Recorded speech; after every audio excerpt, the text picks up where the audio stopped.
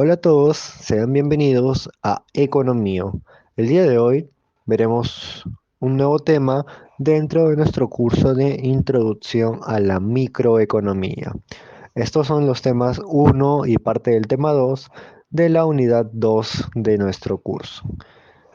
Esta unidad 2 lleva por nombre la teoría del consumidor y es una unidad muy importante para entender lo que es la microeconomía. Los temas que veremos son el primer tema, el consumidor típico, y después veremos los gustos y preferencias de los consumidores. Ya para el siguiente video vamos a ver lo que es la función de utilidad y los demás temas que continúan. Primero, vamos a usar dos libros el día de hoy como referencia bibliográfica. El primero, la octava edición del libro de microeconomía de Pindick y Rubinfield, y la tercera edición del libro de microeconomía de Paul Krugman y Robin Wells. Primero comencemos con el libro de Pindick, en que nos da una idea sobre lo que es la conducta de los consumidores. Y nos hace una pregunta para empezar. ¿Cómo puede decidir un consumidor que tiene una renta limitada los bienes y servicios que va a comprar? Este es el tema central en la clase de hoy. Nosotros como economistas o como estudiantes vamos a entender cómo los economistas y cómo la ciencia económica analiza a los consumidores y puede saber cuáles son los bienes y servicios que va a comprar, teniendo en cuenta de que cada persona tiene una renta limitada. Una renta o ingreso limitado debido a que no es algo inimaginable que cada persona reciba lo que desea, sino cada persona se le da como recompensa a su trabajo cierto nivel de ingresos, ¿no? No es algo ilimitado, no es algo infinito, es algo que ya está restringido. Entonces, esto, todo lo que hemos dicho hasta ahorita, está englobado en lo que es la teoría de la conducta de los consumidores. ¿Qué cosa es la teoría de la conducta de los consumidores? Como nos dice aquí el texto de Pindick, es la descripción de cómo asignan los consumidores su renta entre diferentes bienes y servicios para maximizar su bienestar. Es decir, en esta teoría lo que nosotros hacemos es describir cómo los consumidores asignan su renta que ellos tienen, que es limitada, a los diferentes bienes, para comprar diferentes bienes y servicios, y de qué manera ellos buscan maximizar su bienestar. Para poder entender sobre la conducta de los consumidores, Pindick nos recomienda seguir tres pasos, ¿no? Como dice acá, como mejor se comprende, es siguiendo tres pasos. ¿Cuáles son estos pasos? El primero es hallar una manera práctica de describir las razones por la cual la gente prefiere un bien sobre otro bien. Es decir, estamos analizando lo que son las preferencias de los consumidores. Ese es el primer paso. Entender que existen preferencias y ciertas personas van a decidir obtener un bien y dejar de lado otro bien, ¿no? Esos son lo que son las preferencias. El segundo paso es las restricciones presupuestarias. Naturalmente, nos dice Pindick, los consumidores también consideran los precios. ¿Y por qué consideran los precios? Porque cuando nosotros hacemos una compra de algo o queremos obtener algo, tenemos que pagar obviamente un precio para poder adquirir ese producto o ese servicio. Entonces, si nosotros tenemos una renta limitada, es decir, un ingreso, nosotros no podemos gastar mucho o comprar una cantidad eh, infinita, es algo imposible.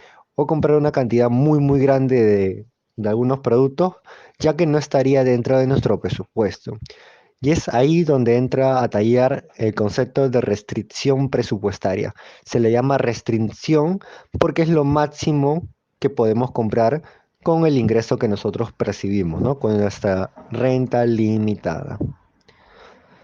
Ahora bien, ya hemos visto lo que es el primer paso, el segundo paso y ahora el último paso es analizar las elecciones de los consumidores.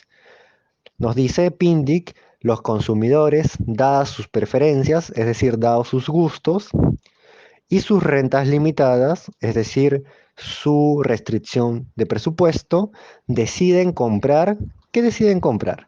Las combinaciones de bienes o servicios que maximizan su satisfacción. Es decir, nosotros ya hemos entendido que los consumidores tienen preferencias. Pueden elegir entre un producto y dejar de lado otro producto. Aparte de tener preferencias, los consumidores también tienen una restricción. No pueden gastar todo lo que ellos quieran, ya que no les alcanza el dinero. Y la tercera es que, dadas esas preferencias, esos gustos y dada la restricción de su presupuesto, ellos eligen la combinación de productos y servicios que maximizan su beneficio, ¿no? O su satisfacción. Ahora bien, ya hemos visto estos tres pasos importantes, pero el día de hoy vamos a hacer una mayor incisión en lo que es la preferencia de los consumidores. El apartado 3.1 nos habla de la preferencia de los consumidores y nos dice que dado tanto el inmenso número de bienes y servicios que permite comprar nuestra economía industrial, como la gran diversidad de los gustos personales, nos hace la pregunta, ¿cómo podemos describir de una manera coherente las preferencias de los consumidores? Y acá hay que resaltar algo importante. Si nosotros pensamos en nuestro día a día, en los hechos que se dan en la realidad, sabemos que no todas las personas prefieren lo mismo. Es decir, imaginemos en una economía donde hay tres personas, Juan, Miguel y María. Tal vez Juan prefiera un nuevo celular a una computadora nueva, pero tal vez María no prefiera eso. Tal vez María prefiera la computadora en lugar del celular. Y entonces, si nos ponemos a pensar, al analizar una economía, estamos hablando de miles de personas, con miles de preferencias distintas. ¿Cómo nosotros podemos hacer para poder englobar todo eso, ¿no? ¿Cómo podemos hacer para entender las preferencias si todo el mundo tiene preferencias distintas? Y esto es un supuesto muy básico en economía, sobre todo en microeconomía, a la hora de estudiar a los consumidores, y nosotros asumimos que son personas racionales y toman la mejor decisión, ¿no? No vamos a analizar todo el conjunto de preferencias, sino que vamos a asumir que todos piensan de la misma manera.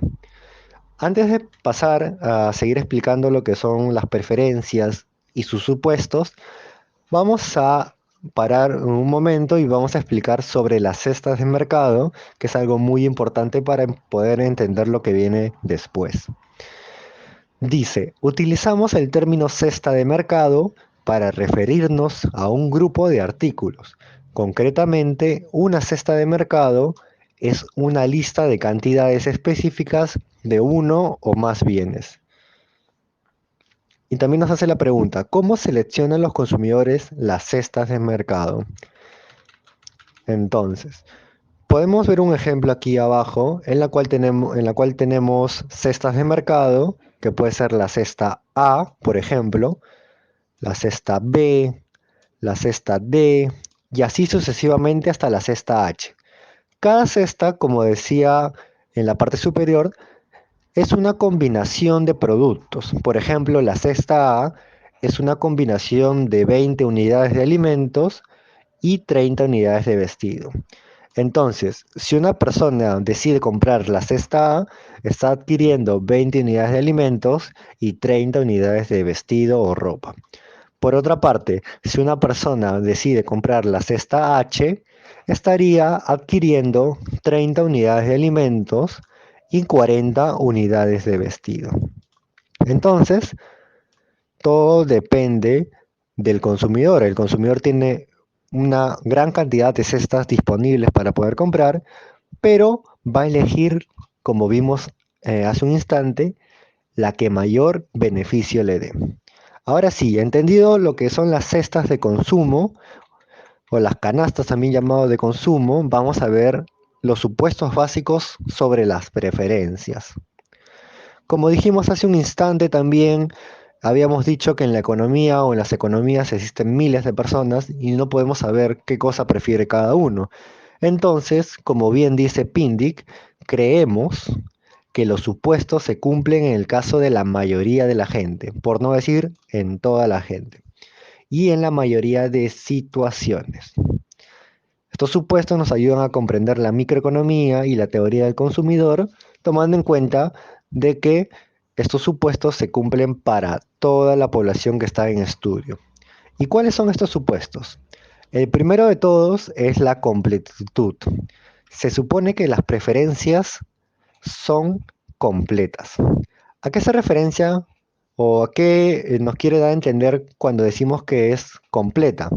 En otras palabras, esto significa que los consumidores pueden comparar y ordenar todas las cestas posibles. Como vimos hace un instante sobre las cestas de mercado, existía una gran cantidad de cestas, por ejemplo la A, la B, D, E, G y H. Y cada cesta tenía una combinación de alimentos y unidades de vestir. El supuesto de completitud nos dice que los consumidores pueden comparar y ordenar, es decir, Juan puede preferir la cesta A sobre la cesta B. Es decir, Juan prefiere comprar lo que viene dentro de la cesta A, que eran 20 unidades de alimentos y 30 unidades de vestido, sobre la cesta B, que vienen 10 unidades de alimentos y 50 unidades de vestido. Entonces, podemos decir que Juan prefiere la cesta A que la cesta B. O también puede preferir la cesta B sobre la cesta H. Es decir, a Juan le conviene comprar A porque le da mayor beneficio que si comprara B. Y a su vez puede preferir B en lugar de comprar H porque B le da mayor beneficio que H. De esta relación que hemos planteado sale la segunda norma o el segundo supuesto sobre las preferencias. Y es el supuesto de transitividad. Las preferencias son transitivas. La transitividad significa que si un consumidor prefiere la cesta A sobre la cesta B y la cesta B sobre la cesta C, también prefiere la A sobre la C. Por ejemplo, si prefiere Porsche sobre un Cadillac y un Cadillac sobre un Chevrolet, entonces también prefiere un Porsche sobre un Chevrolet.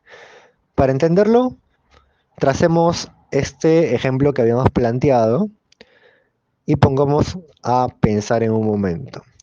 Si preferíamos A sobre B y B sobre H, por lo tanto, preferimos A sobre H. Esto es la transitividad, porque si fuera al revés, si prefiriéramos H sobre A, ya no seríamos una persona racional, no habría una lógica. Como nos dice aquí Rubinfield, la transitividad normalmente se considera necesaria para la coherencia del consumidor. Porque, por ejemplo, supongamos que la cesta A es un televisor, para poder entenderlo, una TV. Entonces, si A es una TV y B es un celular, vamos a poner cel, y H es un cuaderno. Si decimos que preferimos una televisión sobre un celular y un celular sobre un cuaderno, por lo tanto preferimos la televisión sobre el cuaderno. Sería algo ilógico que dijéramos que preferimos el cuaderno sobre la televisión, porque ya no se cumpliría lo que anteriormente habíamos dicho, ¿no? Entonces, el supuesto de transitividad, como dice bien el libro, se considera para la coherencia del consumidor. Ya hemos visto los supuestos más importantes sobre las preferencias y ahora vamos a pasar al tercer supuesto, que es cuanto más, mejor. Este supuesto es muy importante también, pero es netamente pedagógico. Vamos a entender por qué decimos esto. nos dice lo siguiente. Se supone que los bienes son deseables, es decir, son buenos. Por consiguiente, los consumidores siempre prefieren una cantidad mayor de cualquier bien a una menor. Es decir, nosotros sabemos que todos los bienes que hemos analizado, por ejemplo, hace un instante, como era la televisión, el celular y el cuaderno, son productos o bienes o servicios que nos generan un beneficio. Ninguno es un mal. En economía también se le dice males a los productos que perjudican a las personas, como por ejemplo los gases tóxicos. No existe persona en el mundo, obviamente que sea racional, que no que prefiera mayor cantidad de gases tóxicos, porque estaría yendo en contra de su salud. Ahí, en ese caso, si una persona prefiriera que existieran más gases tóxicos, sería una persona irracional, ya que no está maximizando su beneficio. Por lo tanto, nosotros, al suponer que todos los bienes que vamos a analizar en la economía son productos buenos que generan beneficio, tenemos que entender que cuanto más es mejor. Nos dice también Pindick que este supuesto se postula por razones pedagógicas, es decir, o a saber, simplifica el análisis gráfico. Esto no se cumple siempre en la realidad, sino que lo que hace es simplificar el análisis de la gráfica, ¿no? Cuando hacemos gráficas en economía. Como por ejemplo acá dice, naturalmente algunos bienes como la contaminación del aire pueden ser no deseables, por lo que los consumidores siempre preferirán menos. En este caso no se cumple de que más es mejor. Si fuera una televisión y tuviéramos 5 celulares, obviamente preferiríamos los celulares, ya que es una mayor cantidad, ¿no? Pero esto también refleja que es algo netamente pedagógico porque no siempre se va a cumplir esto en la realidad. Tal vez una persona prefiera un televisor en vez de 5 celulares, y esto dependerá de las preferencias del consumidor que estemos analizando. Pero de forma general, para simplificar todo el análisis, estas serían las 3 primeros supuestos sobre las preferencias: la completitud, la transitividad y cuanto más es mejor. Ahora bien, para poder ver el siguiente tema de las curvas de indiferencia, lo vamos a tocar un poquito más adelante en otro video, pero vamos a pasar al libro de Krugman y Wells para poder entender lo que es la utilidad. Ya hemos visto los gustos, preferencias del consumidor, cómo sería un consumidor típico o consumidor racional, y ahora vamos a ver lo que es la función de utilidad. ¿Qué cosa es la función de utilidad?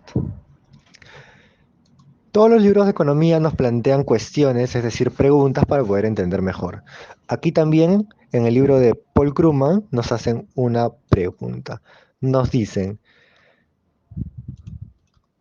¿cuánta satisfacción obtengo de mi tercera croqueta o galleta, ¿no? ¿Más o menos que lo que tiene otra persona? Nos pregunta. ¿Tiene sentido siquiera formular la pregunta? Afortunadamente no. No necesitaremos hacer comparaciones entre las sensaciones de distintas personas. Todo lo que se necesita saber para analizar el comportamiento del consumidor es suponer que cada individuo está tratando de maximizar alguna medida personal de satisfacción que obtiene del consumo de bienes y servicios. Esta medida se le conoce como utilidad del consumidor. Hasta aquí hemos visto algo muy importante. Como dijimos acá en el libro de Pindick, el consumidor elige la cesta de consumo que le dé un mayor beneficio. Esto está un poquito más adelante, lo voy a sombrear para que se pueda ver. Y nos dice, esto creo que está acá, en la elección de los consumidores. Nosotros dijimos que en los consumidores elegían la combinación de bienes o servicios que le den una mayor satisfacción. La combinación de bienes que maximizan su satisfacción. Pero en economía, para referirnos a la máxima satisfacción que puede recibir una persona o a esa medida de satisfacción lo conocemos como utilidad. Y en esta parte de la teoría del consumidor, obviamente, le llamamos utilidad del consumidor. Entonces, como nos dice Krugman, no es necesario conocer a todos los consumidores. No necesitamos saber qué prefiere una persona, qué prefiere la otra. Simplemente tenemos que entender que todos o todas las personas de una economía o personas racionales están tratando de maximizar su utilidad, es decir, tratando de maximizar su satisfacción al comprar algo. Y eso es lo que significa la utilidad. La utilidad y el consumo, como nos dice Krugman, la utilidad de un individuo depende de lo que consume, desde manzanas hasta maletas. El conjunto de todos los bienes y servicios que consume una persona se le conoce como cesta de consumo. Es algo similar o es algo que ya hemos visto antes, ¿no? Lo que era una cesta de consumo. Y entonces cada cesta de consumo le da cierta utilidad a la persona, es decir, cierto nivel de satisfacción. Volviendo al libro de Pindick, en el ejemplo que vimos sobre lo que era la cesta de consumo, por ejemplo, podemos decir lo siguiente.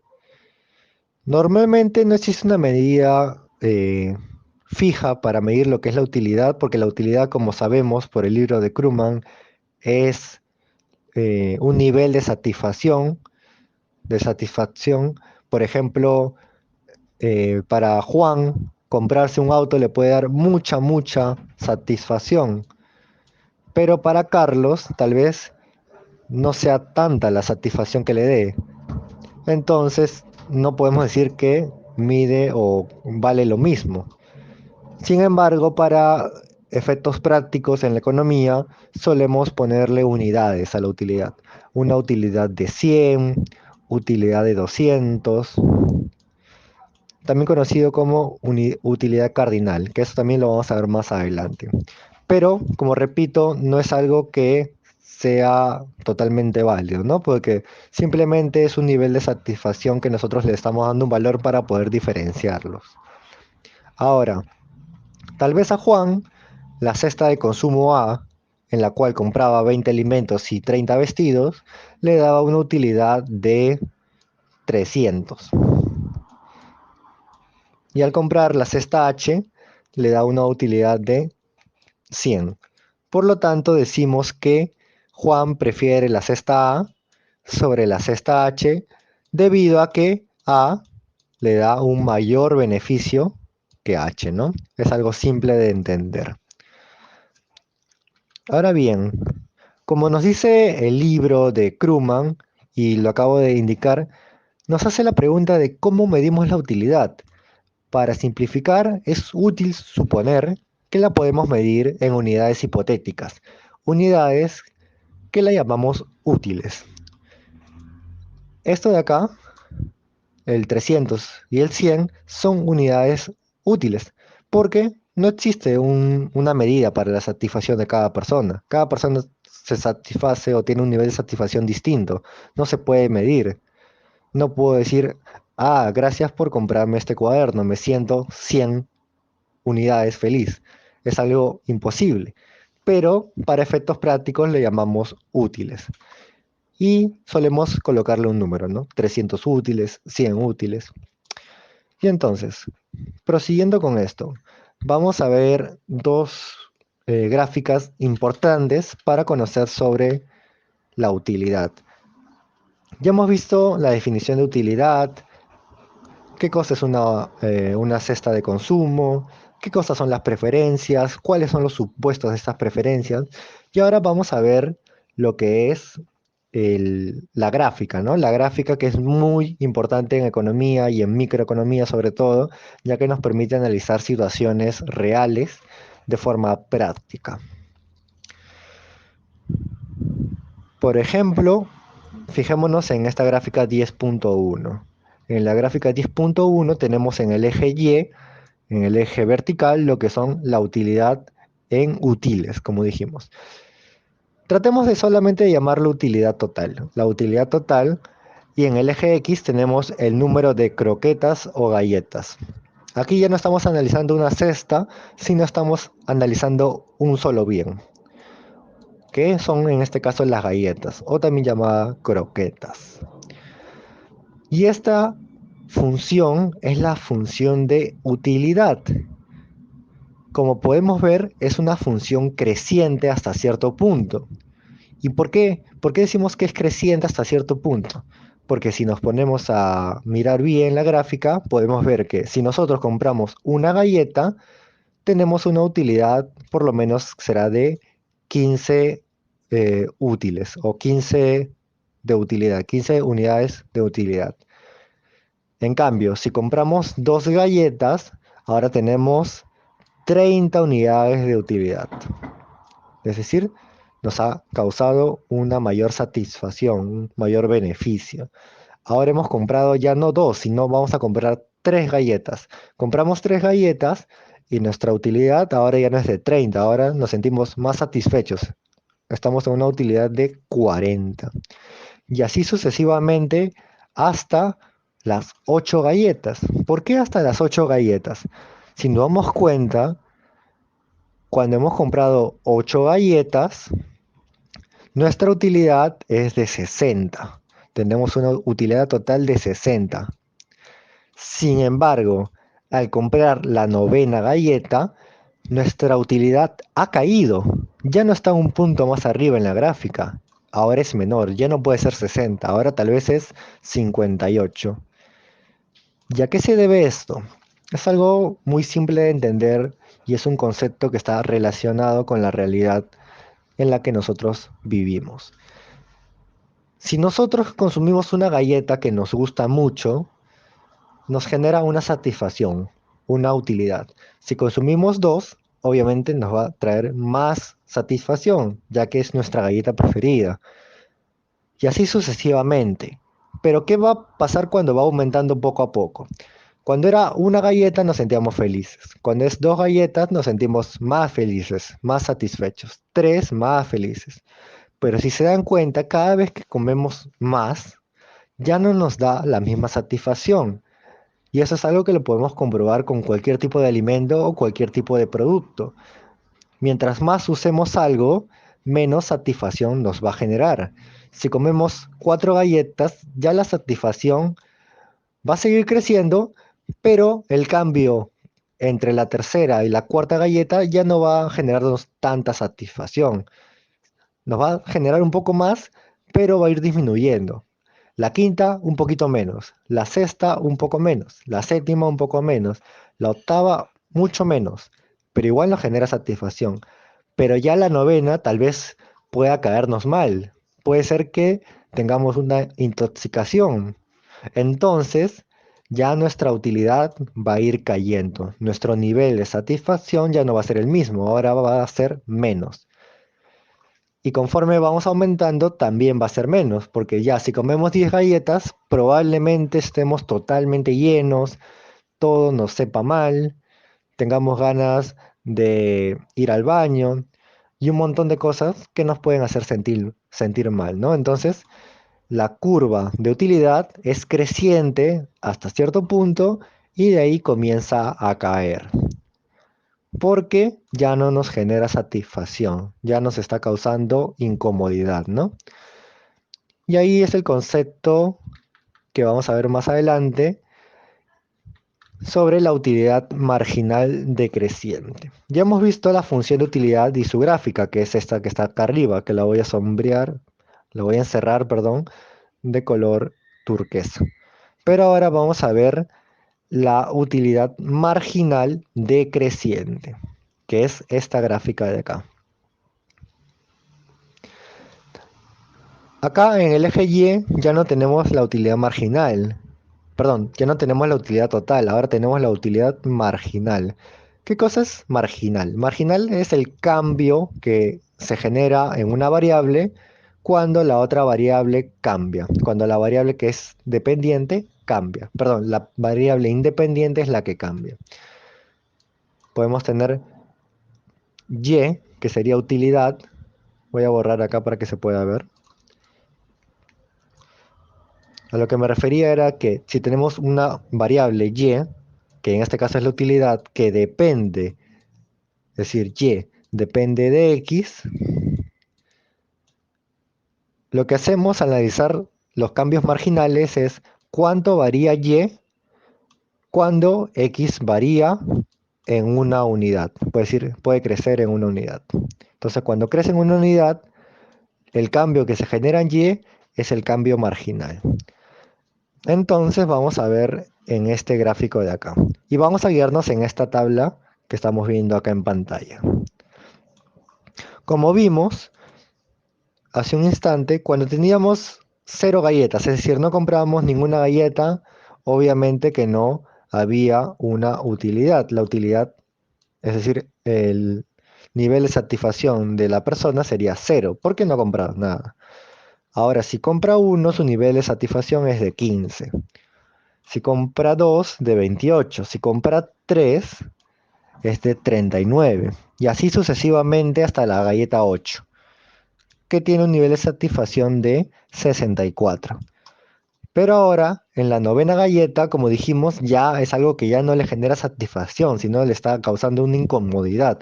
Por lo tanto, su satisfacción ya no es de 64, sino que comienza a caer. Ahora es 63. Y como podemos ver, aquí tenemos al costado la utilidad marginal, que era el cambio que se genera. Cuando el número de croquetas, que sería la variable independiente, la variable x, cambia en 1, pasa de 0, pasa a 1, el cambio en la utilidad, es decir, en la variable y, ha pasado de 0 a 15. Entonces, la utilidad marginal ha sido de 15, porque 15 es lo que ha variado. Ahora, si el número de croquetas pasa de 1 a 2, la utilidad pasa de 15 a 28. Entonces, la utilidad marginal es de 13. Si pasa de 2 galletas a 3 galletas, la utilidad o el nivel de satisfacción pasa de 28 a 39. Entonces ha cambiado en 11. Y así sucesivamente hasta la galleta 8, en la cual hay una variación de 1. Es decir, con la galleta número 7 que compramos, obteníamos un nivel de satisfacción de 63. Ahora con 8 es 64. Simplemente ha cambiado un nivel de satisfacción, una utilidad o un útil, como conocíamos. Entonces, como ustedes pueden darse cuenta, la utilidad marginal es decreciente. Ha pasado de 15 a 13, de 13 a 11, de 11 a 9, y así sucesivamente, de 9 a 7, de 7 a 5, de 5 a 3, de 3 a 1, de 1 a -1, porque sigue decreciendo, es decir, sigue cayendo, y esto se debe al concepto de utilidad marginal decreciente. ¿Y cómo se explica esto de forma en la realidad, ¿no? ¿Cómo lo explicaríamos? Y es que cada unidad que vayamos agregando de un bien, en este caso de galletas, ya nos va a generar menor satisfacción. Con una nos generaba 15, con 2 28, con 3 39, pero cada vez es menos la satisfacción. De 0 a 1 nos generaba 15, luego 13, luego 11. Va cayendo cada vez el nivel de satisfacción hasta que ya nos genera un mal y nos genera una incomodidad. Por eso es -1. Y entonces ese es el principio de la utilidad marginal decreciente. Como podemos ver en este cuadro de acá, en este texto nos dice la utilidad marginal de un bien o servicio es el cambio en la utilidad generado por el consumo de una unidad adicional de dicho bien o servicio. La curva de utilidad marginal muestra cómo la utilidad marginal depende de la cantidad del bien que estamos consumiendo. Entonces ya sabemos, comprar un bien nos genera un bienestar, ¿no? Por eso se le llama bien, porque nos genera bienestar. Compramos dos, nos genera más bienestar, pero va cayendo el nivel de satisfacción. Tres, un poquito más. Cuatro, ya un poco menos. Cinco, un poco menos, pero igual nos genera satisfacción. Ya pasadas las 8 galletas, ya nada que ver con satisfacción. Ya nos genera incomodidad. Estamos perdiendo utilidad. Por eso, nuestra curva de utilidad marginal decreciente es, como vale la redundancia, es decreciente, ¿no? Va en caída. Va de 15, 13, 11 y así sucesivamente hasta ser negativa. Aquí, en el punto en que la utilidad marginal pasa de ser positiva a negativa, que es -1, es el punto donde hay el cambio de pendiente. En nuestra curva de utilidad total, que es la de arriba, vimos que iba aumentando, aumentando, aumentando, hasta que llega a este punto máximo, que es el punto de 8 unidades de galleta, y de ahí comienza a descender. Cambia de pendiente y se vuelve una pendiente negativa. Y bueno, esto sería todo respecto a este video. El día de hoy hemos visto lo que es el gusto y preferencia de los consumidores. También hemos visto la función utilidad. Dije que lo íbamos a ver en otro video, pero hemos aprovechado para poder verlo el día de hoy, ¿no? Y ya luego, en el siguiente video vamos a ver lo que es el conjunto factible, la restricción presupuestaria, cómo se toma la elección óptima del consumidor, cuál es la demanda individual y demanda de mercado, y las elasticidades de demanda. Y bueno, eso sería todo por hoy y nos vemos en un próximo video.